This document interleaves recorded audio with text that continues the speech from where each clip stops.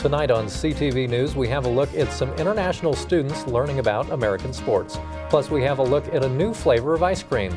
All this plus sports and entertainment starting right now on CTV.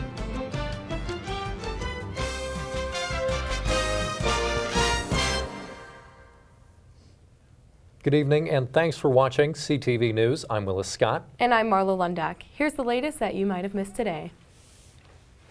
A CSU student was identified as the victim of a fatal car crash last Wednesday night as a result of the ice storm that left roads and sidewalks covered in sheets of frozen rain, according to the Larimer County Coroner's Office. 21-year-old Courtney Cymes was a senior at CSU studying human development and family studies, whose anticipated graduation was May 2017. Cymes was traveling southbound on US 287 in a 2002 Elantra Hyundai near Larimer County Road 72 when she lost control of her vehicle on a curve and was struck by a 2014 Subaru Legacy traveling northbound, according to the Colorado State Patrol. The driver of the Subaru Legacy has been identified as 53-year-old Cheryl Orr, who sustained serious injuries and is in the care of the Poudre Valley Hospital. Ice storms like the one that led to the fatal crash are rare, according to a report in the Coloradoan. The storm on Wednesday was a factor in at least 5 fatal crashes in Colorado. Nearly 200 Colorado State University faculty members have added their names to a statement pledging to act on climate change, and more are signing on nearly every day. 2 CSU professors were inspired to create this pledge just before Christmas after seeing a similar statement made by faculty at the University of Colorado Boulder, as well as hearing news that the Fort Collins government was on the verge of signing a letter to President Donald Trump in support of climate action. According to Mike Hooker, CSU's Executive Director of Public Affairs and Communications, public relations staff do not post about petitions, pledges, or other documents looking for signatures except in cases where university policy is impacted. CSU's public relations run news site, Source, has also declined to publish news about it, citing concerns over the pledge's political nature. CSU boasts a number of international student athletes on the women's basketball team. Coach Ryan Williams calls it a worldly game. Last Saturday, basketball brought students from all around the globe together to enjoy the game. The CSU International Student Services hosted a Basketball 101 program at Moby Arena. The event started with free t-shirts and a photo op with Cam the Ram. Students from France shared 2 things they hope to learn. The rules. How to play basketball and being a real fan. Coach Ryan Williams was able to help the students learn just that in his intro to basketball talk. They learned about the game and the many international students who play on the team. Then they were able to take photos with Cam the mascot and the cheerleaders. Once all the students got a photo, they were treated to a complimentary lunch at the Moby Arena concessions. After getting some Basketball 101 from Coach Williams, these students have found their seats and now they're ready to watch the CSU women's basketball team play a game. The students watched intently as CSU played the University of Las Vegas. The 2 teams' scores edged each other closely throughout the game.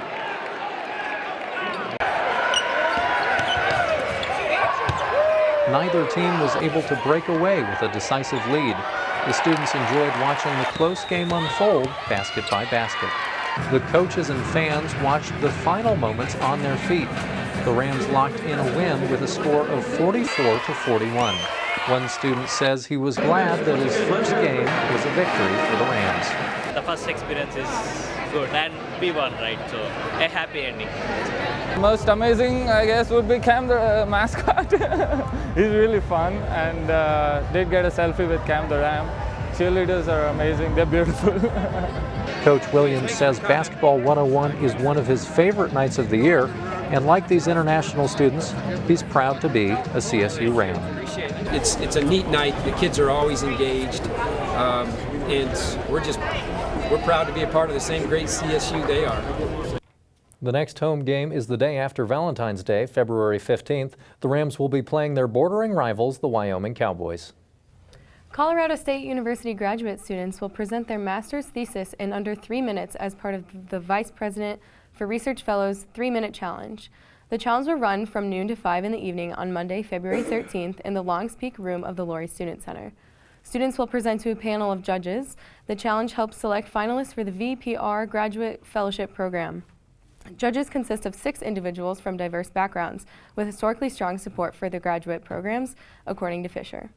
Presentations will be scored on content, comprehension, engagement, and communication skills. Those that are presenting are students representing 7 out of the 8 of the university's colleges, including 2 cross-college interdisciplinary graduate programs. There will be 39 students presenting. Students in attendance will have an opportunity to see what is currently happening at CSU in terms of academics. CTV News reporter Bryn Carmen attended Monday's Founders Day medal ceremony, where an Air Force veteran with an impressive CSU history was awarded. On Monday, the CSU community gathered here at the LSE Theater for the Founders Day medal ceremony. The ceremony was to honor the late Lieutenant Colonel John Mosley. Mosley was the first African-American student athlete to earn a varsity letter at CSU. He competed in both football and wrestling from 1939 to 1943. In addition to his impressive athletic achievements, Mosley also served as the student body vice president. Many spoke during the ceremony about Mosley's accomplishments and the tremendous impact he left on the university. There are many people who will graduate from Colorado State University and who will dedicate their careers and years of service to this university. But there are some who have left so profound and lasting an imprint that they have forever changed this institution for the better. And that is the legacy of John Mosley. Moved by the notion of Founders Day. And again, I just thank you so much for honoring Dad in such an amazing way as he's standing amongst the heroes, the pioneers, the trailblazers in the 147 illustrious years of Colorado State University. There were about 50 people here to honor Mosley. Reporting for CTV, I'm Bryn Carmen. Thank you, Bryn. A local ice cream shop is the talk of Old Town after the creation of this weird but tasty new flavor. Historic downtown Fort Collins is quite possibly the most popular spot for cute local shops, tasty restaurants, and family-owned businesses. Whether you're a Fort Collins native or a local student, you probably already know what some of the best dessert shops in town are. But are you aware of the new popular flavor of ice cream that is being put into rotation at Walrus? If you aren't, it's time to check it out. This new flavor is called Island Ash. I don't come here too often, but I heard they were doing a new flavor called Island Ash. And ice cream called Ash doesn't sound too appetizing, so I had to try it. Walrus Ice Cream, located on Mountain Avenue just west of College Avenue, is a popular local ice cream shop that has been bustling with customers since 1987. Since they opened, Walrus has been making their own ice cream using premium natural ingredients that don't include eggs or gluten. In total, Walrus has 29 different flavors that come and go in rotation, usually only lasting a few days at a time. Recently, thanks to a suggestion of a customer, Walrus has created a new flavor containing coconut shell charcoal powder that temporarily stains your mouth black. I interviewed Brady Jones, a Front Range student who has been working at Walrus for 2 years, to get some insight on this mysterious new flavor. So it's a mix between our coconut ice cream and then a charcoal maple ice cream, which since we have the charcoal, that's why it's a black, and that's why it stains your mouth when you eat it. Jones said that since this flavor has been introduced, it has been the most popular in-store. Coconut charcoal is originally used as a body detox agent that also helps with teeth whitening. It's kind of like aftertaste of coffee with like a sprinkle of mystery. After giving this mouth-staining ice cream a taste, it's easy to see why it has become so popular. Walrus employees say they are excited to keep the flavor in the rotation of ice creams. Right now we are joined with our entertainment anchor, Ryan Crist. Ryan, you had a chance to try the ice cream. What did you think? I thought it was pretty good. It was definitely interesting. I got a very maple syrupy kind of flavor, very thick. Yeah. What did you get? I got a coffee taste. I don't know where that came in, but it Really? was there. Yeah. That's it. Did you get any of the coconut? Because I was told that was in it, but I wasn't detecting that at all. Not really. I didn't detect that either. Willis, what do you think? Are you going to try this ice cream? I'll absolutely try it. I love Walrus ice cream, and there's charcoal in my water purifier, and the water tastes pretty good, so I figure, hey, I mean, it probably works for ice cream. There's charcoal in your, well, what does that taste like? Yeah, I don't know. It's tasty teeth. water. I hear now that it's good for your teeth, too, so. Wow. It's good stuff. Charcoal is just good stuff. Yes, it is. All right. Well, Ryan is going to have more on this story in the entertainment segment. He's going to have the full scoop, so be sure to stick it out for that. And after the break, we have the full weather forecast with Sierra Cymes. Then later on, we have sports and entertainment.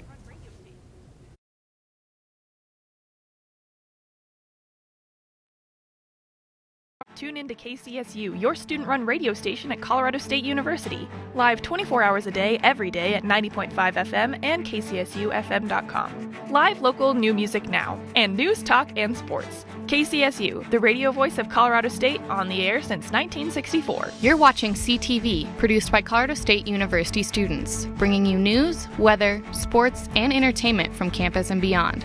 CTV live Monday through Thursday at 7 p.m. on campus and Fort Collins on Channel 11. Repeats at midnight, 8 a.m., noon, and 2 p.m. The Rocky Mountain Collegian is your student-run news and information platform. Pick up your paper on campus or around Fort Collins Monday through Thursday with special editions Fridays. And check out collegian.com anytime for all the latest updates. News, sports, entertainment, opinion, and more. The Rocky Mountain Collegian, serving Colorado State since 1891. College Avenue has been your student magazine for the last 10 years. College Avenue prints once a month covering topics that are relevant to the CSU and Fort Collins community. We also print special editions like the graduation guides at the end of each semester, the best of CSU each fall, and the orientation guide each summer. Look for us on racks around campus, off campus, or online at collegian.com under the College Avenue tab.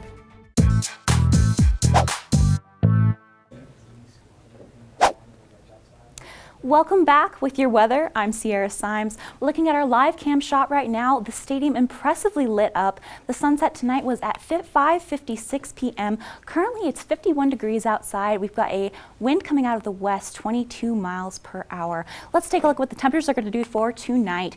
For tonight, we are seeing some 30s over in Craig and Grand Junction, 20s in Vail and Telluride. A little bit chilly in Gunnison, 16 degrees there, 10 degrees in Alamosa. Along the Front Range, some 40s, 38 in Fort Collins, almost reaching 40 there. Along the Eastern Plains, we are seeing some 20s and 30s, a little bit gusty over there on the Eastern Plains for tonight. Let's take a look at tomorrow. Looking forward to tomorrow, we're seeing some 40s and 50s over in northeastern Colorado, Craig and Grand Junction. 28 in Telluride. Vail is going to carry over that winter storm warning into tomorrow, so be prepared in Vail. Along the Front Range, we are seeing some 60s, 56 in Fort Collins, 59 in Denver. Now moving along to eastern Colorado, we are going to see the high for tomorrow in Lamar, 67, almost reaching 70. These warmer temperatures moving us towards spring, as well as some 50s along eastern Colorado. Now starting your day tomorrow, it's going to be partly cloudy and 44 degrees, a little bit chilly. Bring that jacket. As we move into the afternoon, 12 o'clock, it's going to be 54 degrees, but we are seeing some 30-mile-per-hour gusts, so it's going to be a little bit more chilly. As we move into later in the day, the wind is going to calm down, but so are the temperatures. It's going to be 55 degrees. Very pleasant though for your late day commute. Now looking forward into the rest of the week, are we going to be expecting that cold weather? Let's find out. Now it's going to be very similar in the rest of the week. We are seeing some 50s moving into 60s for Thursday and Friday, partly cloudy skies. Saturday, some morning showers there, balmy afternoon, 55 degrees, but Sunday is going to bring us that sun living up to its name, which is going to bring us warmer temperatures into Monday and Tuesday. A little bit of rain, a little bit of sun. It's the perfect mixture for this springtime temperature, which is right around the corner. Up next, sports with Tim McCall.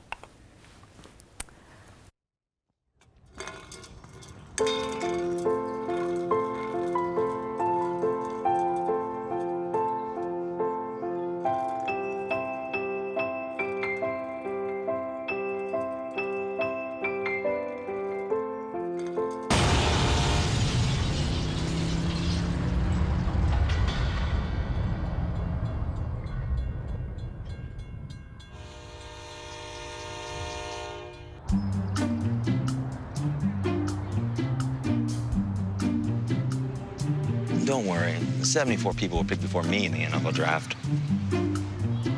To fight childhood obesity, United Way and the NFL are helping kids play at least 60 minutes a day. Okay, time for the team obstacle course. Yay! What this place needs is more healthy kids. To get involved or donate, go to unitedway.org/play60. Now I get it.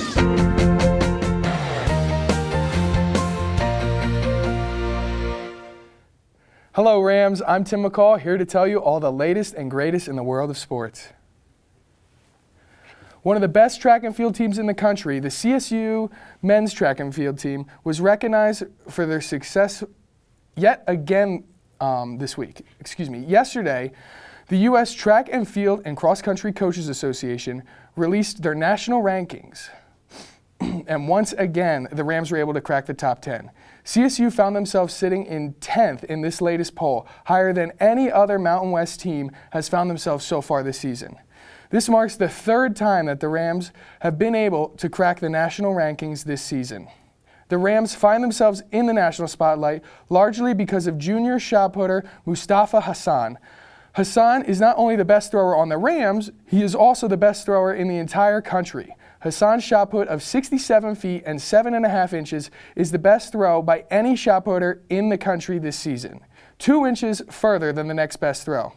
Only 2 other athletes in the entire country have posted a throw over 65 feet this season, putting Hassan in elite company. The CSU track and field team will be back in action this weekend for the Don Kirby Classic in New Mexico on Friday and the Husky Classic in Seattle on Saturday. Be sure to check out collegian.com to see if your Rams can do enough to maintain their spot in the national rankings.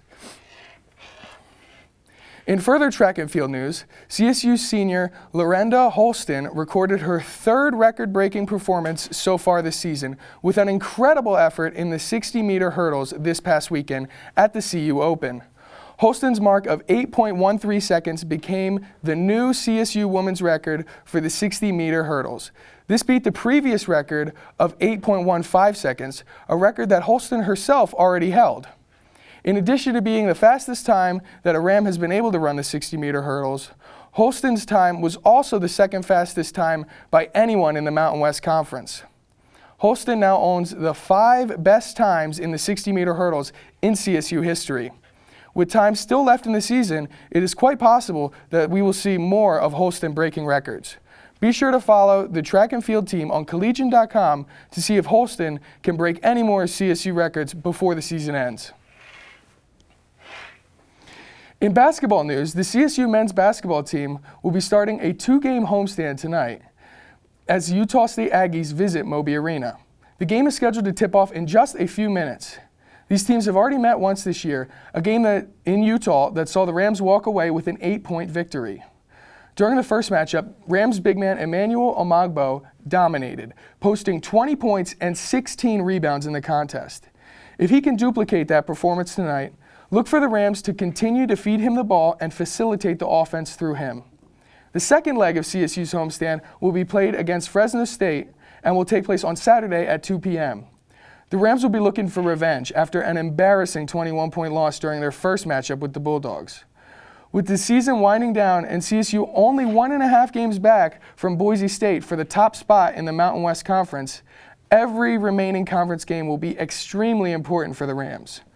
The Rams only have 4 remaining home games this season, so make sure to make it out to Moby Arena this week and catch some exciting basketball action before the season winds down. Follow the Rams on collegian.com to see if they are able to secure 2 big conference wins this week. That's all we have for sports tonight. Up next, it's Ryan Crist with all the latest in entertainment. Morning, Gary. We are GetSchooled.com. You want a college education, don't you? You know you do. That's why we're here. We're free and here to guide you through every step of the way, starting with attendance. Gary, financial aid forms.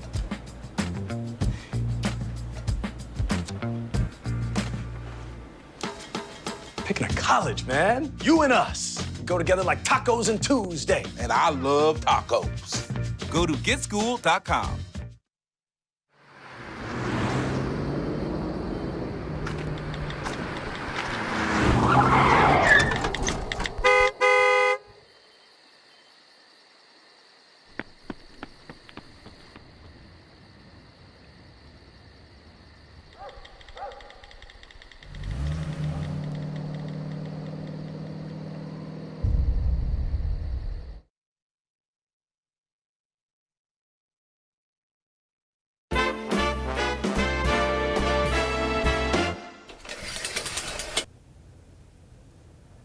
Hey there, Rams. I'm Ryan Crist, and I'm here to talk about more than just ice cream. So let's get started.